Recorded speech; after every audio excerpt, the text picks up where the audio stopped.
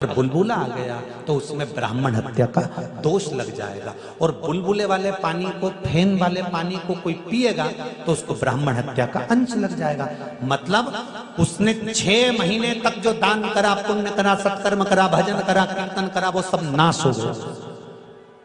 इसलिए विद्वान लोग, पुराने जमाने के जितने बुजुर्ग लोग यहाँ बैठे होंगे वो जानते होंगे कि भोजन कराने के पहले पानी का गिलास भरा जाता था कि जब तक थाली आएगी, पत्तल आएगी, भोजन लगेगा, तब तक इसमें अगर पानी का बुलबुला होगा, फेन होगा तो वो शांत हो जाएगा, वो समाप्त हो जाएगा। क्योंकि जल के ऊपर जो फेन होता है, जल के ऊपर जो बुलबुले होते हैं, वो ब्राह्मण हत्या का अंश है।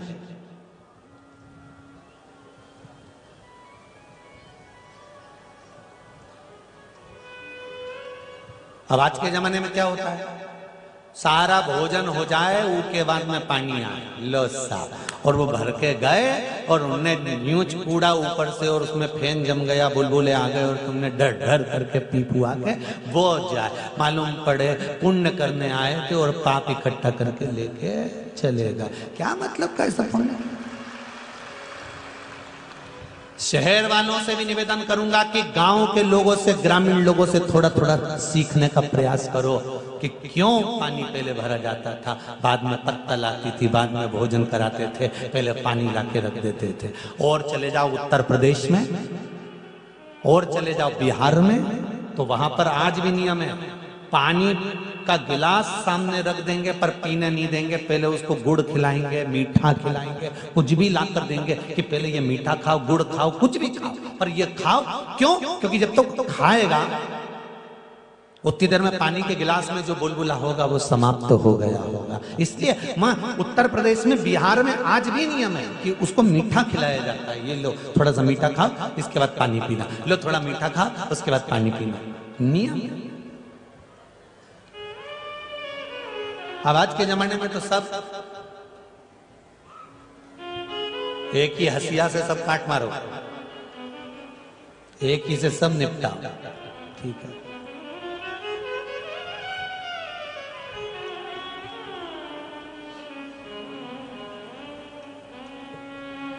सबका सम्मान हो और सबके सम्मान में एक अंतर हो, सबका आदर हो और उसके आदर में भी एक अंतर हो।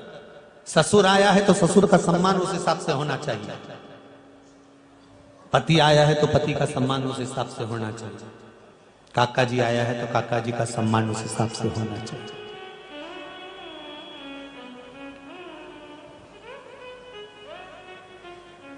दूसरा, ब्राह्मण हत्या का अंश इंद्र ने अग्नि को दे दिया। हे अग्नि नारायण, आप हमसे ब्राह्मण हत्या का अंश ले लो। अग्नि ने कहा ब्राह्मण हत्या का अंश, मुझे क्या लाभ होगा? तो अग्नि देवता से इंद्र ने कहा हम तुम्हें हमेशा पवन देते रहेंगे, हवा देते रहेंगे और तुम धड़क के जलते रहोगे।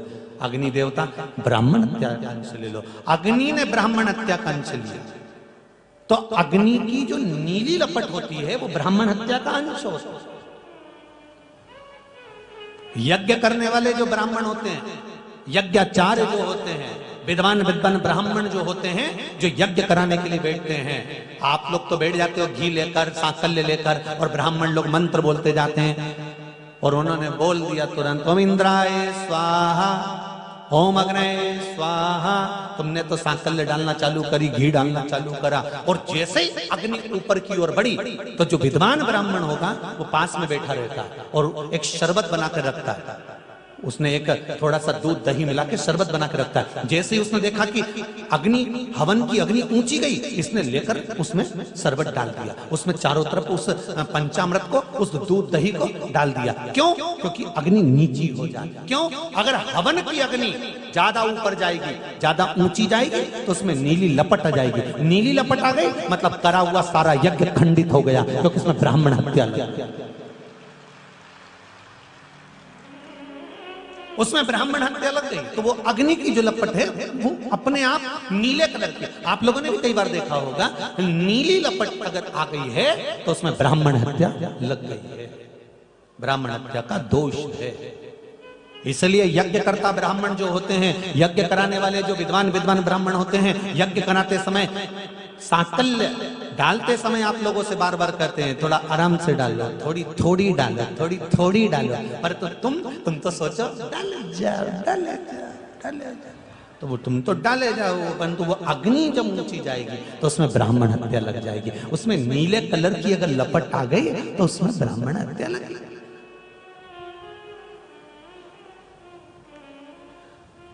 चूल्हा की रोटी और गैस की रोटी में एक ही अंतर है। चूल्हा की रोटी में ब्राह्मण हत्या नहीं है और गैस की रोटी तुम जैसे ही गैस जलाओगे वो किलो नीले कलर की आएगी। अब के महाराज जी हम तो इतनी कथा सुने, इतनी कथा सुने, हमारे बराबर किने नहीं सुनी, हमने तो खूब कथा सुनी महाराज जी, हम तो बेकुंठ जाएंगे ना। हमने कहा देखेंगे ऊपर आएंगे जब मिलेंगे। अब ये तो हमको भी नहीं मालूम कि बेकुंठ। चूल्हा की रोटी में पीली लो रहती है, चूल्हा की रोटी में अंगारे पीले रहते हैं और गैस की रोटी में नीली लपट में रोटी सिकाती है। अब कई करें इनका, करें क्या, वो जीना तो पड़े, कई करें तो अब क्या करें फिर? तो क्या गैस की रोटी नहीं खाए महाराज? नहीं, तुम तो खाओ, कौन न मना कर कि नहीं खाए।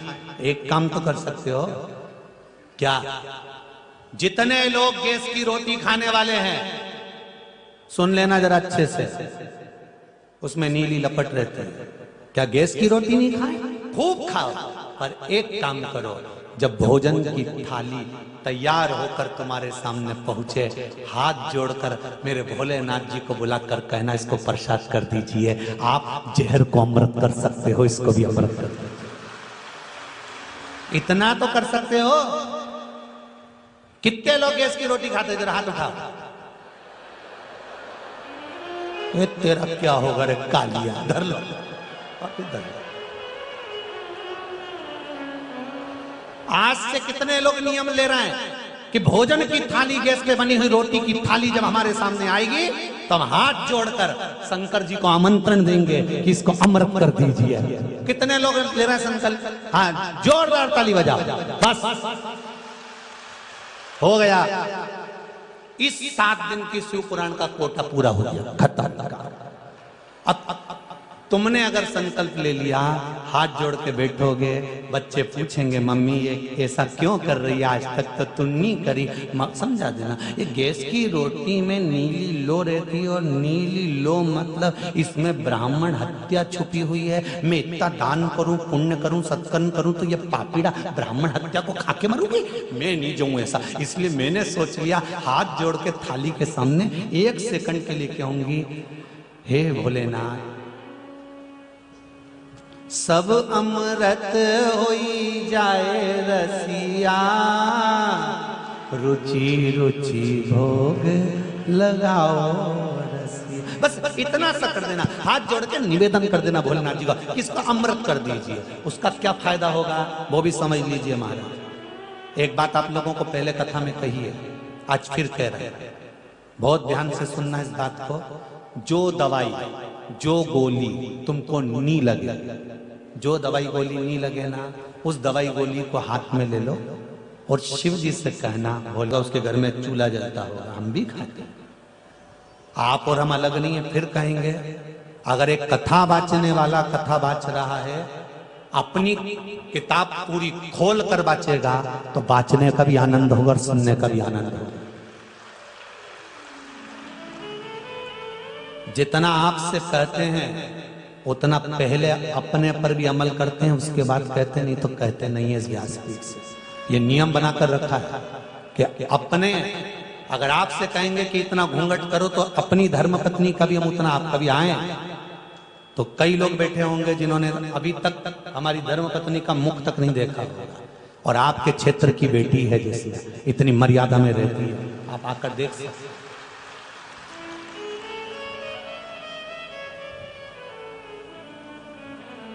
आप ही के खजुरिया गांव की, आपके क्षेत्र की, और यहाँ क्यों नहीं बुलाया? ये तो लगे रहे चिंटू भैया तो गुरुजी बुलाओ, गुरुजी बुलाओ, मनोज भैया भी बोले बुलाओ, क्यों नहीं बुलाया? क्योंकि ये उनका मायका है।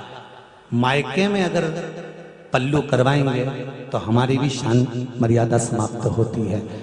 इसलिए यहाँ मायके में पल्लू करना पड़ता और मायके वालों से, पिता से, आप सब तो पिता के तुल्य हो और ये मेरी माताएं उनकी माँ के तुल्य हैं, और आप लोग अगर पल्लू आपके सामने आपकी बेटी करेगी तो आपको भी अच्छा नहीं लगेगा, इसलिए यहाँ नहीं बुलाया।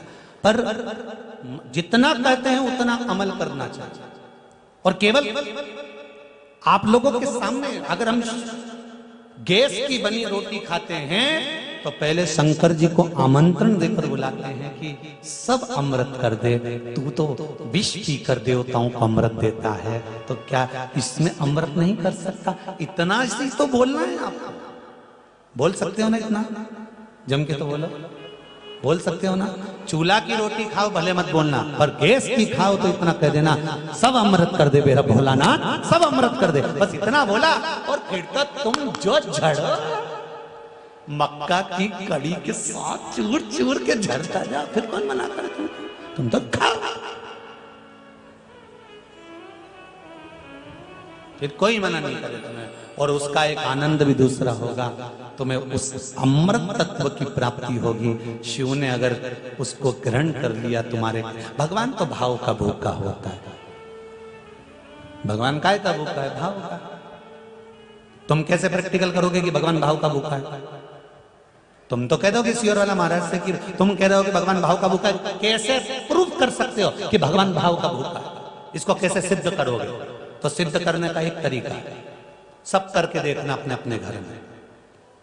सत्यनारायण भगवान के लिए आटा सेकना, क्या बनाओगे? जम के बोलो। कसार पंजेरी, आटा सेक के उसमें शक्कर मिला के पंजेरी बनाना, और दूध में दही मिला के और उसका पंचामृत बनाना, ठीक है?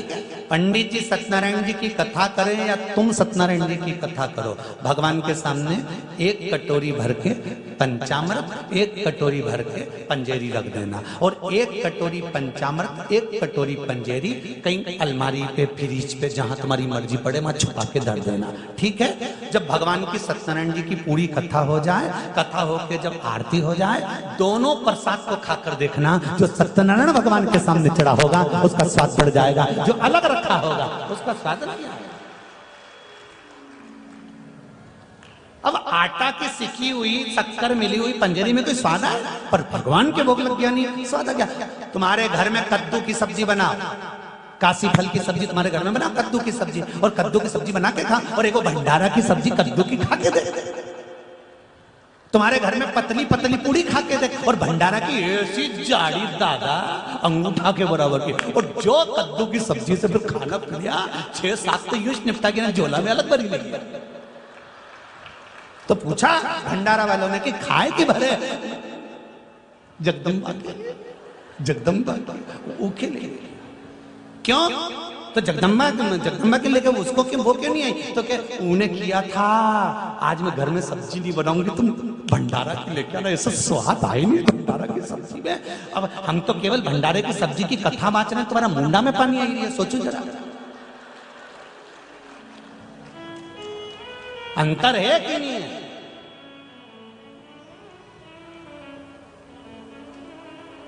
जो भगवान को दे दिया उसमें स्वाद बढ़ गया। तो आपने शंकर जी से कह दिया अमृत कर दो, शिव जी ने पा लिया। इतना तो कहना बहुत, कई लोगों से तो मन कह ही नहीं, साहब लो साहब चाय पी लो साहब, बस इतना ही कह दो ना, झूठा मुंह ले साहब, आया हो इतनी दूर, ने तुम हमारे देपालपुर आया साहब इतनी दूर से, बेटमा से, तो तुम चाय तो पियो, भले वो चाय नहीं पिया पर इतना ही कह दिया नहीं कि चाय पियो, तो मतलब उन्हें पी ली। वो तो खुश हो गया दिल से, सब फूला फिरे, जोरदार दिया ही ने मुंडा और खूब जोरदार कि चाय की तो पूछी, बस इतना कह दिया नहीं। हालांकि जाए कोई नहीं आज का जमाना में, चाय के लिए कौन इतनी भीड़ छोड़ के ना जाए, वो क्या चाय पिए फिर अपना गाँव जाए, रात वैसी हो जाए, तो काम मतलब। तो बस तुमने इतना कह दिया नहीं साहब चाय पी के तो जाना ही पड़ेगा, तो मतलब चाय उसने पी ली। उसी तरह तुमने शिव जी से कह दिया इसको अमृत कर दो, शंकर जी ने अमृत कर दिया, बस बहुत उतना शिव ने दे दिया।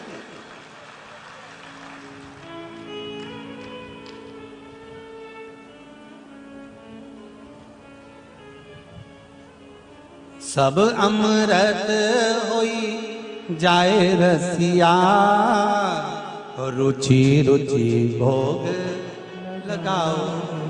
हे प्रभु ये सब अमृत। तो दूसरी ब्राह्मण हत्या को दिया है, पहली किसको दी है?